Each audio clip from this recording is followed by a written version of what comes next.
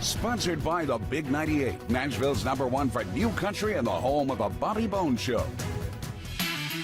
We're so thrilled to have on author, photographer, and also yoga teacher, Lisa S. Johnson, with a brand new book out, Immortal Axes, Guitars That Rock. And Lisa, it's good to see you. Hey, Eric, it's good to see you too. You know, I was going through the book earlier today, and obviously I've gone through it a lot, and it's so much fun, and it reminds me of the book that you came out with back in 2013 with 108 guitars that was so popular. Yeah, 108 rock star guitars. That was my first book. It came out in fall of 2013. And then the following year in 2014, Hal Leonard released the softcover edition. And then the following year, it was released as a little mini edition in Japan. And this one, Immortal Axes, is also underway for a release in Japan as well. And they like those little books, so it'll be smaller, and they're so cute, you know? Yeah. Well, you know, and it's so much fun, the photography and everything and the stories that you accumulate. And for our viewers, Lisa, I want you to take us through how Les Paul kind of got you going down this path to photographing guitars. And the pictures are so interesting. Like one that I remember right off the top of my head is the picture of John Five's guitar with his cat staring at you. Yes, well, Les, that's two questions there. So Yes. Les Paul, I got to know him when I lived in New York City, and I would go down to the Iridium Room every Monday night that I could. I was new to New York working for Kodak, and I didn't know anybody, and I'd already started photographing guitars just for fun in Memphis, Tennessee. Right. And so when I went to New York, I thought, you know, I love photographing guitars. I may as well try to photograph famous ones. And I grew up listening to Les Paul and Mary Ford because my dad's a guitar player and my mom's a singer. And I thought, hey, Les Paul's playing. Let me go see him. And I felt like at home. It was like a little kind of an intimate, the Iridium Room was, especially the one that was up near Lincoln Center. And so I would go down there and hang out and just get to know people and meet people. And so Paul Nowinski, who was the upright bass player in the Les Paul trio at that time, he came walking up to the bar to get a drink in between the sets. And I introduced myself and said that I'd been photographing guitars in Memphis, and did you think Les would let me photograph his guitar? And I had some pictures with me, and he took them back and showed them to Les, and a few minutes later he comes back, he said, yeah, Les says you can photograph his guitar. So I was like, great, the next time I come down here I'm going to bring my camera. And How amazing is that? You know, and that you got to shoot Les's guitars, and obviously so many iconic guitars in your new book as well, Lisa. You know, Kurt Cobain's and B.B. King's and you know, so many guitars. And I've got to ask you this, how for both of your books, which I know the 108 Rockstar guitar is so popular in all of its incarnations, and this will be as well, how do you distill it down? How do you make the decision what guitars to include in your books? Well, it's whose music I'm listening to. You know, initially I was always requesting the bands that I loved. So, you know, my first concert was Kiss when I was 12 years old. And Dick Wagner's guitar is in Immortal Axes. Orianthi's guitar is also in this book, and they both work with Alice. And then the second concert I saw was Alice Cooper. So I had my first concert was Kiss, and Ace Frehley's guitar was in 108 Rockstar Guitars, and Tommy Thayer's guitar, who replaced Kiss, and he's been with the band for like 11, 12 years now. Of course, he was like working with the band before that too, so he knew all the songs the day they said, you're wearing the suit today, so he was ready to go. But anyway, Tommy's guitars are in here, and then of course I mentioned the Alice Cooper guitars, and then the third band I saw was AC/DC when I was 14, and I'm so pleased that I got Malcolm Young's Back in Black Gretsch in this book.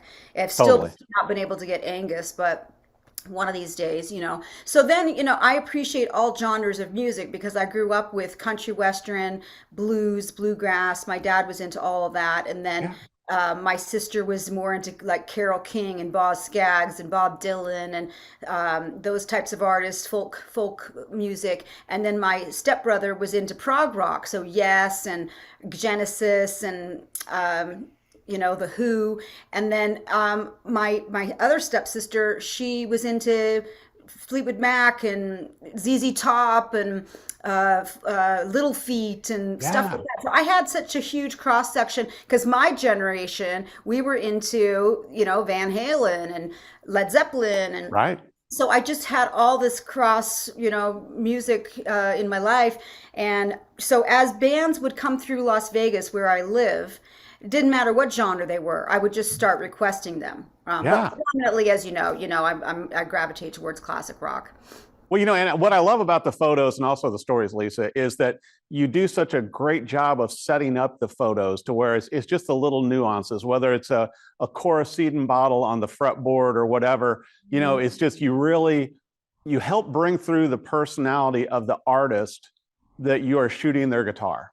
Well, that's what I love to do, and I'm stoked that you caught that detail because that's Dwayne Allman's the image in the book Right. where he had his slide that was, from those medicine bottles, and Hmm. that his guitar, his gold top, was photographed on his very bed, the last bed he slept in, at the big house in Macon, Georgia, and it is all about showing the wear and tear details and those little nuances that bring the artist into the photo without them physically being in the photo because they've already been photographed a million times on stage, portraits, whatever, and you have to create something unique and different that somebody's interested they haven't already seen. So I'm Hmm. showing the wear and tear details, and also the beautiful thing about the Dwayne Allman shoot was he had a note on the side of his nightstand, and it was written on New Year's Day on a hotel notepad, and it was a note to himself about how he wanted to be a better man.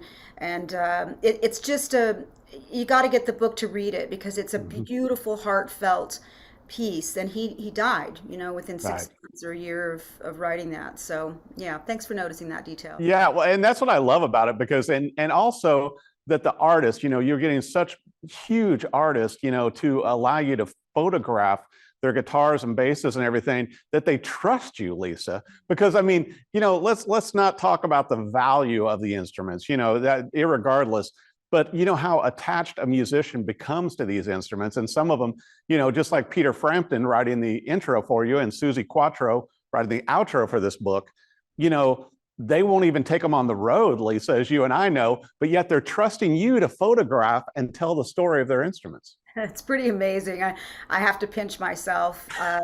Yeah, Susie just gave me the bass and left the room. I kind of did my own thing, and then she came back and I did a portrait of her with it, with this really cool Romero art piece behind her that's a portrait of her. Peter Frampton actually wasn't there. I worked with his guitar tech, and he's there watching, and we're chatting during the whole thing. But I handle the guitars. I've been handling guitars for so many years now. Les Paul wrote in the foreword for my first book. She knows her way around a guitar, and I love. And I love that. I love that. When I read that, I'm like going, that's a compliment. Yeah. So only at a couple of the museums, when I work with the Museum of Pop Culture to photograph Jimi Hendrix White Woodstock Strat, they Hmm. handled it. It's white glove treatment. It's in a museum. It's kind of a different environment, and everything has to be pristine. And you can't get your acid from your fingertips and stuff like that on the guitars. They're in Right. cases. They don't want that to start yellowing or whatever down the years. So I understand that. Hmm. Although the Rock and Roll Hall of Fame, I work with June Francisco there, and he keeps a close eye on what I'm doing, but I handle the guitars. But I'm using gloves when I Certainly. want to. So Well, yeah. and I got to tell you, from your first book, which I thoroughly enjoyed, as you know, with 108 Rockstar Guitars, and with this new one, with your Immortal Axes, Guitars That Rock, for a lot of us, Lisa, this may be as close as we get to some of these guitars because most of us certainly aren't going to get to handle them. But, your attention to detail and adding in the extra elements like we were talking about with Dwayne Allman's guitar and everything, I think it really helps bring them to life, even though you're shooting inanimate objects, guitars. I've always felt that they were playable artwork, and obviously you reflect them that way in your photography too. And it's a great way, it's this is one of those books to where you're not just going to read it once or look at it once. You're going to go back and tell your friends, and there are going to be things that you miss in these photos and these stories. Well, I hope so. I mean, I try to create the book that there's not a whole lot of text, so you don't get bogged down with, oh, it's overwhelming to look at this book because I got to read, you know. And so it's all about the imagery and allowing the guitar to tell its story to Hmm. you through what nicks and scratches and stickers and however the artist has personified the guitar. And then the text is just giving you enough information about the guitar so that it enlightens you about Right. what you might be looking at with a nick and scratch or something, or what the guitar was used for, what tour, what songs, that kind of thing. Or there's personal stories. Roger Steen's got a really cool story from the Tubes about one of his guitars that's in there got run over by a food truck as he was deplaning, and he saw it all happen, and the guitar's still alive. And Steve Cropper's story as well.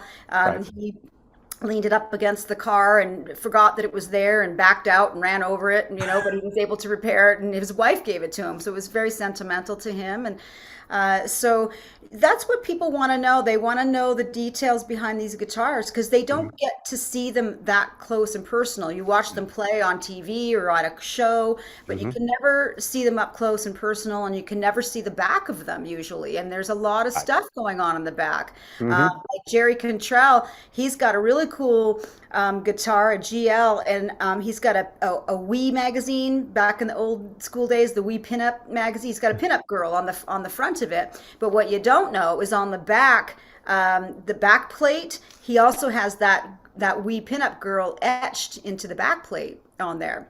Right. Yeah, I And, love it and with that GNL because once again they've made signature models from that. Mhm. And but you have the original in here. And Dimebag Darrell, the Dean Mm. from Hell, is in this book, and he was a huge Kiss fan. So I got to photograph the guitar that has Kiss stickers on it Right. on his Kiss pinball machine with Hmm. his Egyptian cat jumped up on the pinball machine. So you've got his cat in there, and then you get to see the back of the guitar where and I have propped up on it his Kiss belt buckle that he always wore, and that created the buckle rash scratching on the back of the guitar. So it's very, you can never see these things. And I just feel so blessed that I've been given access, that people have trusted me to come into their homes and spend time with these amazing historical instruments.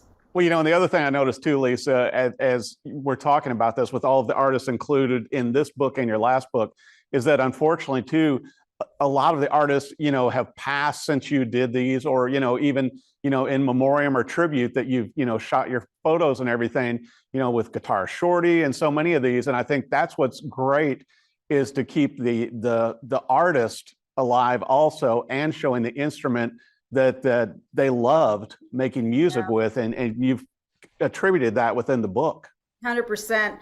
You're so detailed. I really appreciate that you brought up Guitar Shorty because people don't know, not everybody, he's not a household name, Right.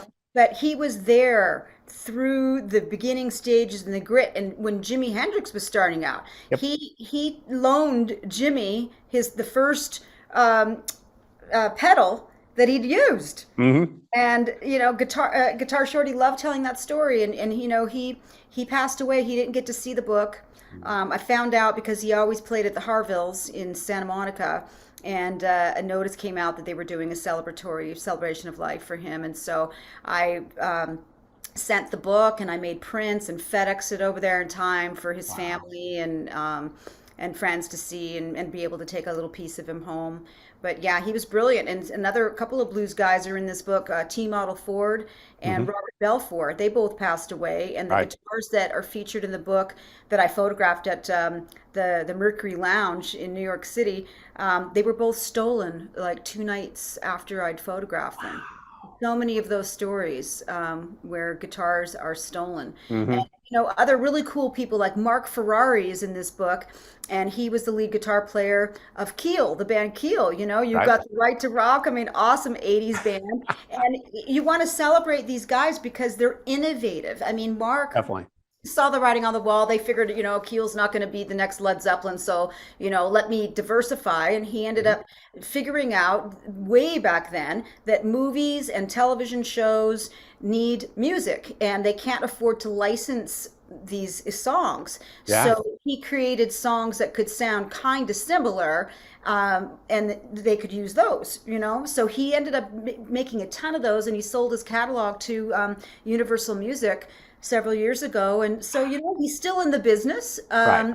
Keel is still out there. They still play, you know, on some cruises and stuff like that. But it's important to know that some of these great players have to move on and figure out how to stay in the business and still be able to play guitar. Well, and you give, you know, not to make a pun, but such a great snapshot of their life and their music and their guitars, to where certainly you have the A-list musicians, but you do have other ones that some people don't know. I mean, you and I are steeped in the blues artists and a lot of obscure artists that the average person might not know, but I think they'll appreciate them, their history and their guitars and the photographs and images you show in the book, you know, once they see it. And I weave these the lesser known ones in with the big ones. So when you see B.B. King and his Lucille's guitars, and then you see Bo Diddley and his collection, there's like 5 or 6 different Bo guitars in there. I And love then that. you flip the page, and then you see T Model Ford, and you get to learn something about some of these amazing players in the Delta South that are really important to the history of music. Totally. Well, I wanted to bring up also, Lisa, I've heard rumors that there might be a TV show in the works. Maybe we'll see. There's a deck put together that looks really cool, and we had it done like probably 6 months or so before COVID hit, and then it was just you know, flatlined. So we'll see what happens in the future. Maybe, you know, there's a lot of shows out there.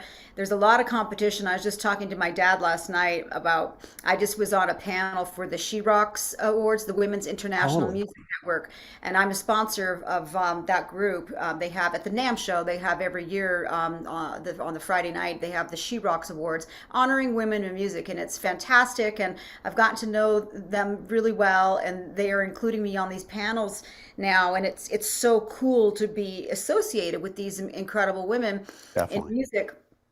And my dad said, "Was how did it go?" And I go, "Well, it was really great. You know, it was lightly attended though. I think we had maybe 20 people online. It's a Zoom thing, you know, it was a Facebook thing." And I said, "You know, it's just that there's so much competition to get eyes on things. There's so much content." So anyway, but you get it out there, and over time you grow your audience, or even if it's a small audience, it's those people that tune in. It's important that you can connect with them. And they asked a lot of questions, and it was a lot of people that have been following me for a while, friends of mine. So it was really, really sweet. Well, and it's a great cause too that lifts up the awareness of incredible women in rock and music, which needs to be done as well, Lisa. Yeah, absolutely. And that's why this book too, what kind of makes it different is that there's a lot more women in this book than I had in my first book. And the fact that we have Susie Quattro's voice in the outro was just so huge. And it's really cool because she at the beginning of her career and at the beginning of Peter Frampton's career, they worked together on her first album. He played on one of her tracks, and she loved him. It was so cool that he had already written the foreword when I met up with her, and I just thought to myself, she should write an afterword for this book, you know, having worked with Peter. So, and she did. It just ties it all together. Well, and I want to make sure for our viewers too, Lisa, you know, for your book signings, for everything else you've got going. I know you're going to be at the NAMM show in Anaheim, California, with your own booth in April. But where do they need to go? Obviously, people are going to want their own copy of Immortal Axes, and they may want a signed copy from you as well. But where should, you know, I know it's going to be in bookstores, on Amazon, and everywhere else, but where else should they go? Yeah, the easiest thing is if you want a signed book, send me a direct message on Instagram. My Instagram is at LSJ Rock Photos for my name, Lisa S. Johnson, LSJ Rock Photos. That's my Instagram. And if you, you know, you have those link trees on your Instagram in my bio, you can just click on the bio link tree and it'll take you right to Amazon to buy the book.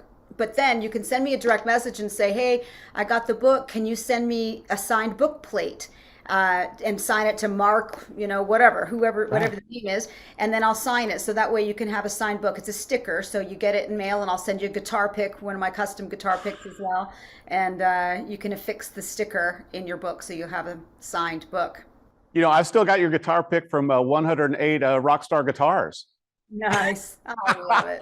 which that book is still available as well. And I've got to say, you know, I really think you've outdone yourself with Immortal Axes, Guitars That Rock. This is a book that everybody, you know, that is a guitar nut like myself and just loves incredible photography, incredible stories on musicians is going to want a copy of this to read and enjoy and show their friends.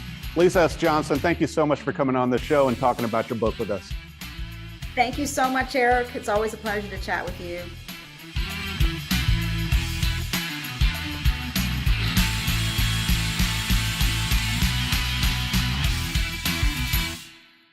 Sponsored by the Big 98, Nashville's #1 for new country and the home of the Bobby Bones Show.